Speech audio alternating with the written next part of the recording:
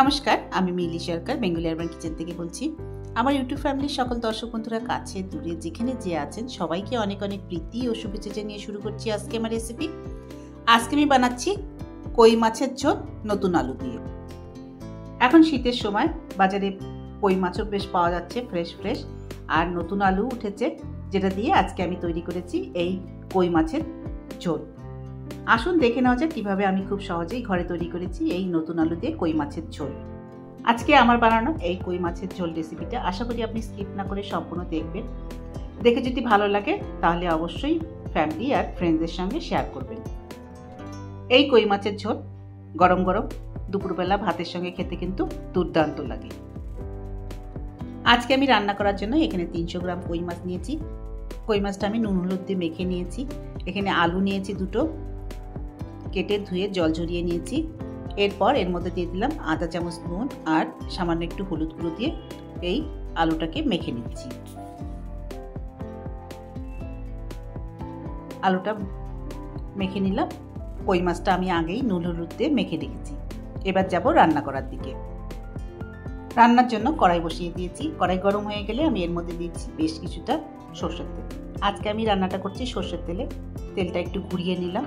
এরপর যে নুন হলুদ দিয়ে মেখে রেখেছিলাম মাছগুলো, সেই মাছ থেকে নিয়ে সবগুলো মাছই আমি কড়াইতে দিয়ে দিচ্ছি। মাছ ভাজার সময় আঁচটা একটু বেশি করেই রাখবো। সবগুলো মাছ দিয়ে দিয়েছি। দিয়ে দেওয়ার পর একটু অপেক্ষা করব। একটা পাশ ভাজা হয়ে গেলে তারপরে মাছগুলোকে উল্টে দেব।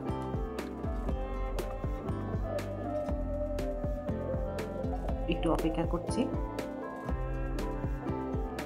এরপর ধীরে ধীরে হালকা হাতে মাছগুলোকে এবার উল্টে দিচ্ছি।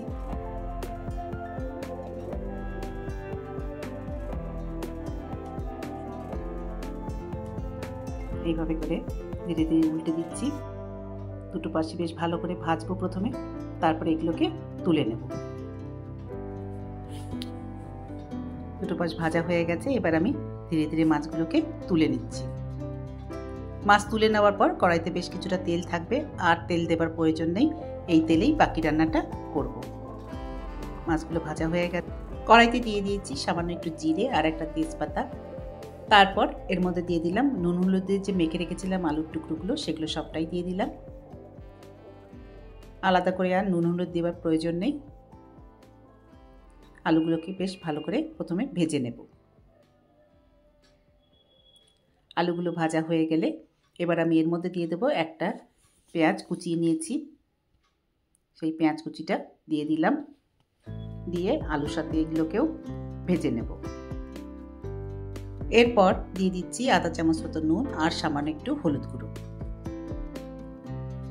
এটা দেওয়ার পর দিয়ে দিচ্ছি একটা টমেটো লম্বা লম্বা করে কেটে নিয়েছিলাম, সেই টমেটোটাও দিয়ে দিলাম। দিয়ে সব একসাথে করে একটু ভেজে নেব যতক্ষণ না পেঁয়াজ আর টমেটোটা একটু নরম হয়ে যায়।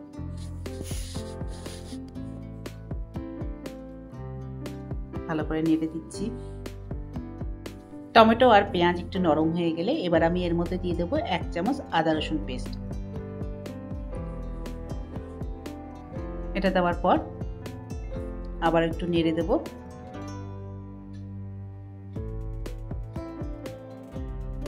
এরপর আমি দিয়ে দিচ্ছি স্বাদ অনুসারে 1 চামচ মতো লঙ্কা গুঁড়ো, আধা চামচ ধনের গুঁড়ো আর আধা চামচ জিরের গুঁড়ো দিয়ে সব একসাথে করে ভালো করে নেড়ে দিচ্ছি।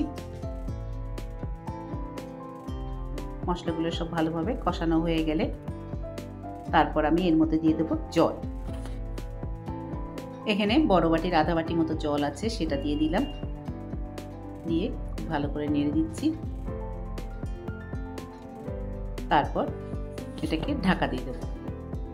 ঢাকা দিয়ে 7 থেকে 8 মিনিট রান্না হতে দিয়েছি। এরপর ঢাকাটা সরিয়ে নিলাম। সরিয়ে নিয়ে আবার একটু নেড়ে দিচ্ছি আর দেখে নিচ্ছি আলু প্রায় সেদ্ধ হয়ে গেছে। এবার আমি এর মধ্যে দিয়ে দেবো আগে থেকে ভেজে তুলে রেখেছিলাম যে মাছগুলো, সেগুলো সবটাই দিয়ে দিচ্ছি। মাছ দেওয়ার পর একটু নেড়ে দিচ্ছি আবার।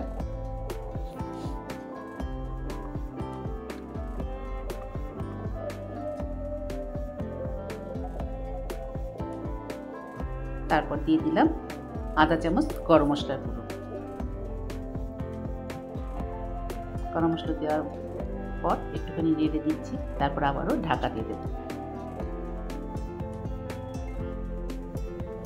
2 থেকে 3 মিনিট ঢাকা দিয়ে রান্না হতে দিয়েছি। এরপর ঢাকাটা সরিয়ে নিলাম।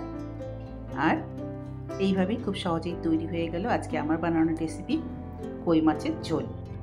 এই রকম মাছের ঝোল আপনারা যে কোনো দিন তৈরি করে খেতে পারেন গরম ভাতের সাথে, আর এটা দুপুরবেলা ভাতের সাথে কিন্তু দারুণ লাগে। আমার বানানো এই মাছের ঝোল যদি আপনাদের পছন্দ হয়ে থাকে তাহলে অবশ্যই লাইক করবেন, শেয়ার করবেন আর সাবস্ক্রাইব করে আমার পাশে থাকবেন।